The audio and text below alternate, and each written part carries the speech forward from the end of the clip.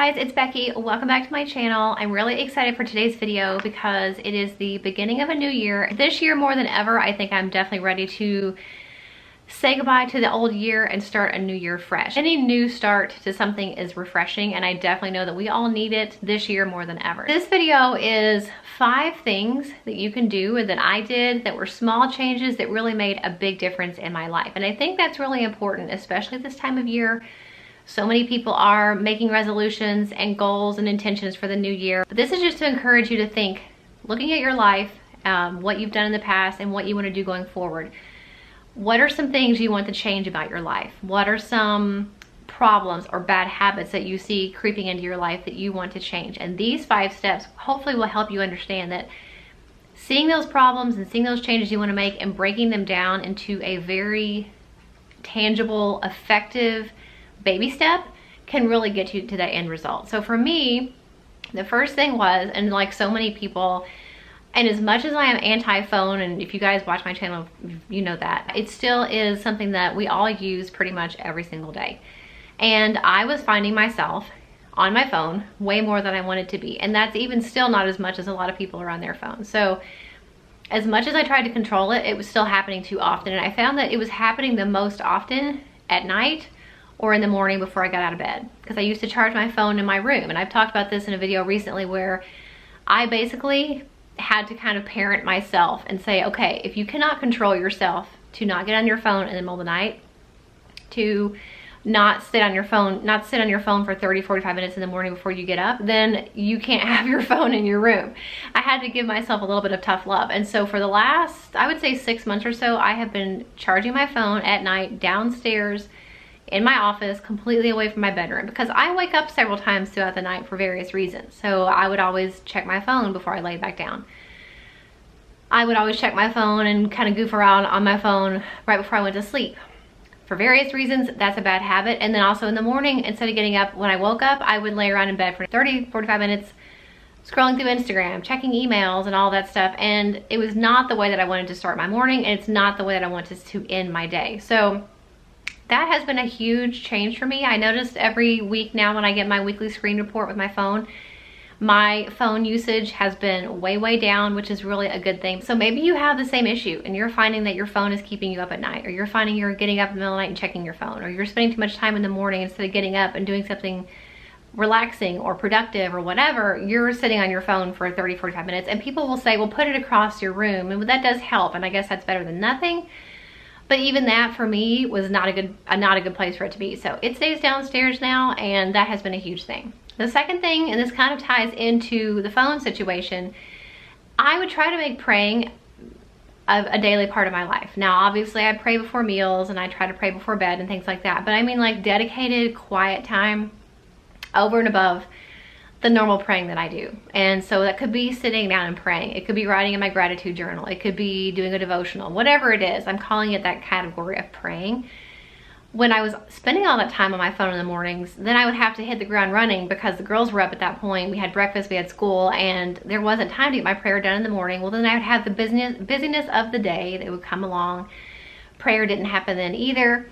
And so I try my very best. I put pray at the very top of my to-do list every single day, and I highlight it so that I remember to do that as early in the morning as possible. And sometimes it means praying in my bathroom while the girls are getting ready for breakfast or for school or whatever, because more than likely people will leave me alone in the bathroom. Not always, but you know, that's, even though it's a weird place to do it, sometimes that's where I have to do it to get some peace and quiet and to be left alone. And I don't do it perfectly every single day, but when I didn't even put it on the list and remind myself to do it, it would get kind of lost in the shuffle of the day. So that's been a huge deal for me. So I would recommend to you guys, if you are having the same struggle, you're finding it hard to find quiet time with God, and it's super important. You're finding it hard to find time to spend time with Him, read your devotional, listen to worship music, whatever you do, put it on your to-do list and, you know, prioritize it in your day so that you can actually get it done and make it a conscious effort to get it done. The third thing that I have done, and this has been really helpful, especially in 2020, is to unfollow social media accounts that I was finding to be a detriment to my mood or my thoughts for the day. There are plenty of Instagram accounts, especially. I'm not on Facebook very often. I don't like it at all personally, and the only time I really ever get on Facebook on my A Place to Nest page is when I'm posting that I put up a new video. Other than that, it's pretty much Instagram is my only social media that I like and I use on a daily basis. And I was following a lot of people that I still am interested in their life, and I'm still interested in what they have to say. But a lot of what they had to say, or a lot of what they showed, was feeding into the negativity that has gone on this year, feeding into jealous thoughts that I have about certain people or certain things that were going on. Various reasons, things that were negative, things that were coming from following certain accounts and certain people. And so I've really gone through and I have purged my Instagram, especially, and gotten rid of a lot of the accounts that I just didn't want the negativity. I didn't want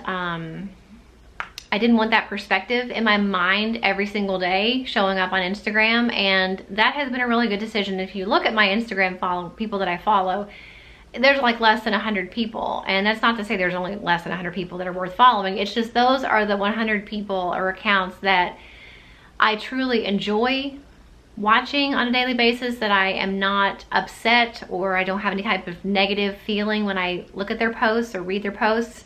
And I'm happy to find other ones that are, you know, in the kind of category that I'm looking for, but I just did not want all that negativity anymore. It's everywhere else in the world. I don't have to choose to see it on my Instagram feed. So I'm encouraging you guys to do the same thing. If you find yourself kind of going down the black hole of Instagram or Facebook, you're getting caught up in all this political stuff or anything that's negative, anything that causes you stress, anything that causes you jealousy, anything that causes you to think maybe your own life is not as good as it truly is, anything that makes you feel less blessed than you truly are, whatever it is, I encourage you guys, go through your social media accounts and unfollow those people. You know, there are enough negative influences and negative stimuli coming into us every single day for things that we can't control, but we can control who and what we look at on Instagram or on Facebook. So that has really helped me, and I encourage you guys, if you're having any of the same issues, that maybe you should try it out and see if that doesn't put your day,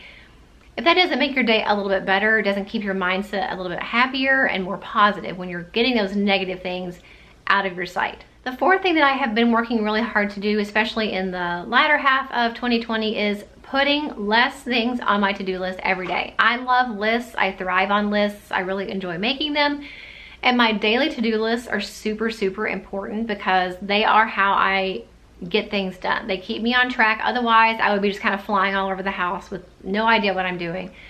And it's really challenging, especially because being a stay-at-home mom, a work-at-home mom, and a homeschooling mom, I have a lot of things that I'm doing, a lot of moving parts, a lot of kind of give and take, prioritization, time management, all that stuff really goes into running a household, taking care of all the bookwork, taking care of the kids, doing all the meals, doing my job for YouTube, and homeschooling the kids. That's a lot of stuff kind of going on. So my to-do lists are very important, but I was letting them get so long that I would wake up the day and I would wake up and already be defeated before the day even started. So I have found I still do my time blocking. It's not really by hours, it's by chunks of the day. So I have my beginning of the day block, my midday block, and my evening block. I still stick with that, but I'm putting less things in each block and making sure that what I put in each block for each day is really a priority for that day. Doesn't mean that there's not other stuff that I need to do, but it may not need to be done all in the same day. And so what I have found by doing this, I've actually gotten more stuff done because I had less stuff on my to-do list. I don't know why really it has worked out that way, but it's been going on now for about 6 months, and it doesn't seem to be just an accident anymore. It's really, really important, and I know how hard it can be to figure out, like, what do I do today? I've got so much to do, and I still have days like that where I'm like, I don't know what to do. Like, I'll call my mom and say, what do I do? I need to do this and this and this. And she'll usually like remind me, like, okay, well, what do you have to do first? What is the thing that if you don't do it today, nothing else can get done, you know? Or what if you get it done today, are you gonna feel more relaxed and more focused on the next things you need to do? You know, she really helps me sometimes with that. But try picking out just a few things that are top priority in your day. and focus on those things first. You know, keep that running list kind of in the background like I do of other things I need to do. Try really focusing on what's the most important, prioritize it, and then plan your to-do list that way. And the last thing that I've done, and this is more of a recent thing, is changing up my workouts. Now, if you guys don't know already, about 7 years ago, I lost 35 pounds. And since then, I have maintained that weight loss, but I've also been constantly trying to improve my strength, my muscle tone, my cardiovascular endurance, all that stuff. And I've done all that from home. I've never joined the gym, never been to a gym. I use all YouTube workouts and sometimes my treadmill. But even though I know that you're supposed to switch up your workouts pretty often to keep your body and your mind from getting bored, I realize now, after starting this new program that I've been doing, that I wasn't changing it up enough. I was still, even though I was switching like instructors, and even those instructors would sometimes alternate like strength, cardio, and different types of things, I still hadn't really hit that point where I was changing it enough. Especially when you've worked out that long, that many years, that many days a week, you really get to a point where you've got to change something up pretty often to be able to make a difference. And so what I have changed is typically I would do always cardio here and there, you know, like cardio day, strength day, or cardio and strength mix, things like that. But a lot of the strength that I was doing was heavier weights, fewer repetitions. So then there's a time and a place for that for sure.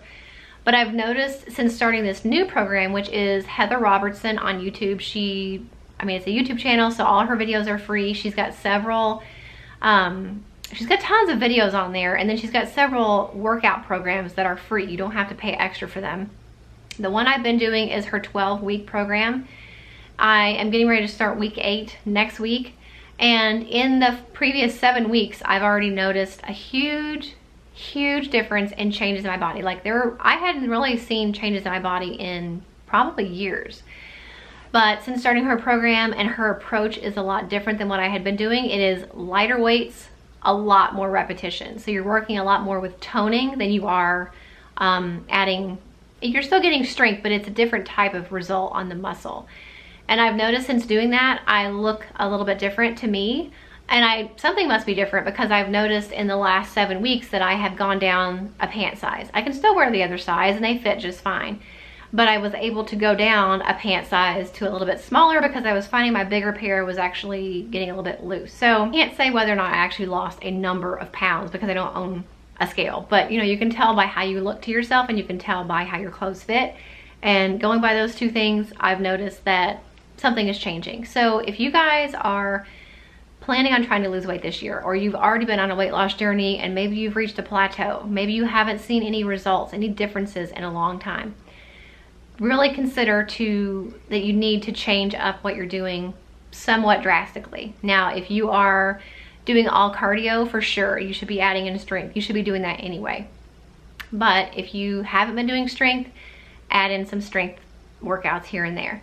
If you've been doing strength, maybe try either lower reps, higher weights, or in my case, lower weight, higher reps. That can definitely change the physique that you're gonna have.